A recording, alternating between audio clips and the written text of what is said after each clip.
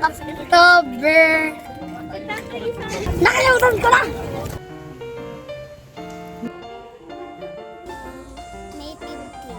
August. November 9, 1993. October 9, 2026.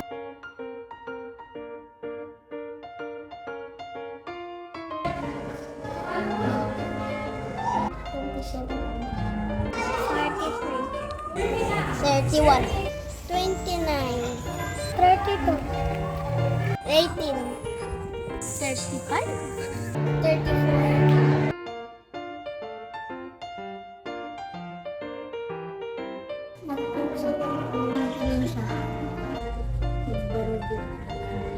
Tumulong sa paggawa.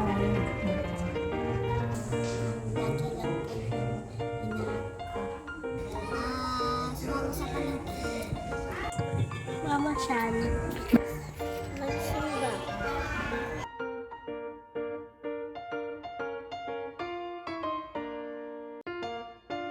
Pag kayo hindi ko na inuwian, kaya nyo na ba ang inyong sarili? Pag ako talaga nawala, paano na kayo? Sinasabi ko na sa inyo, bahala nga kayo. Lagot ka kay Papa. Saka na kayong magsarili. Balang araw mawala rin kami sa mundo. Kung kakaawa kayo mga bata kayo, pag ako'y nawala, paano na lang kayo? Pagbuhin siya. Bahala ka dyan. Huwag mo na ako kausapin.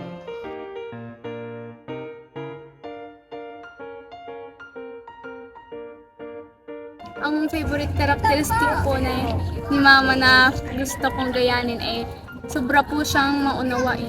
Sa lahat po ng aming mga yung pagkakamali, ano po talaga, sobrang inuunawa po na imbes na magalit. Lagi po siyang hihingalaang ng malalim at inuunawa po. Yung kanyang pagiging maaadalahanin. Kahit ako ay wala sa bahay, talagang inaalala ako. Every Wednesday, nagdadala siya ng mga pagkain para sa akin, para daw ako hindi mamayat. Hindi niya nakakalimutan ang mga pangangailangan namin. Hindi lang siya sa material, lalong higit ay sa spiritual.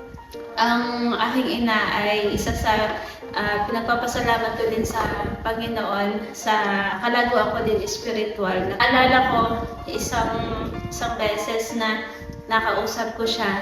Sabi niya ay, mabuti ikaw kasi ikaw ay nakakapaglingkod sa Panginoon sapagkat nabasa ko sa Book of Ecclesiastes, lahat ng bagay sa mundong ito ay walang kwenta.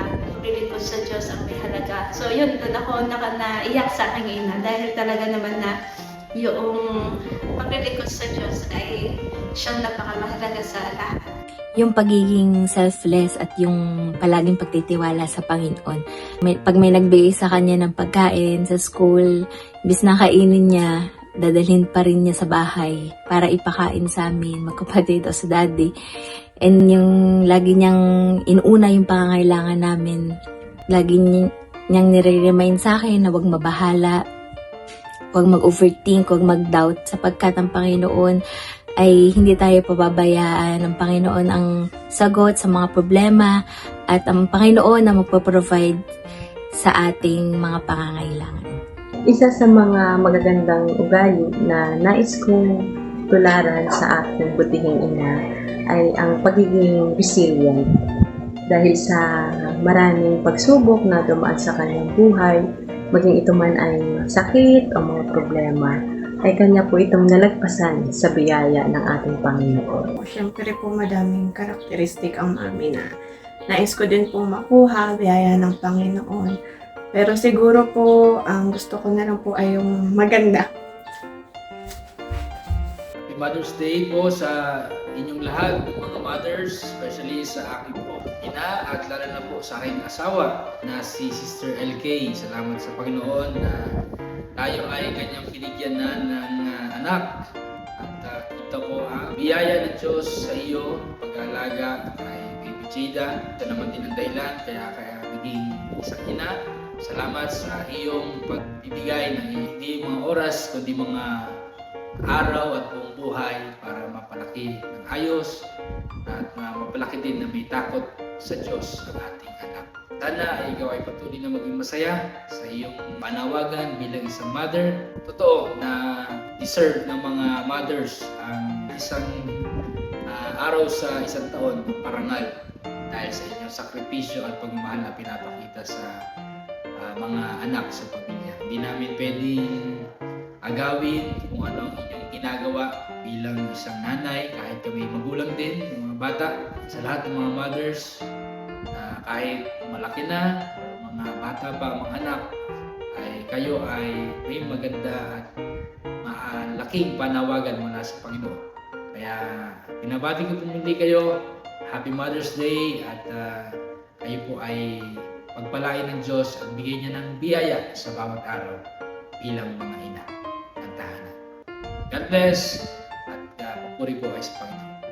Atin na naman po ang dakilang kasaysayan ng mga kababaihan. At ito nga po ay ang Mother's Day. We remember that the first woman ever created in the world, Eve, magitan ng childbearing, dumami ang maraming tao sapagkat si Adan ay hindi pwedeng manganak. Kaya may malaking role ang isang pagiging babae. So one of the vitamins in the family is the mother. So on this day, we will remember the childbearing agent. These are the mothers. This day, I would like to greet our First Lady in Heavenly Bible Baptist Church, Ma'am Bibilita M. Ocampo, middle initial Marana. I am so glad to greet my beloved wife. Happy Mother's Day. Secret. Meron akong regalo, pero hindi dapat secret. So this day, all the mothers in our church, I greet you happy Mother's Day. May the Lord God bless all the families through mothers in our church family. Thank you so much and God bless.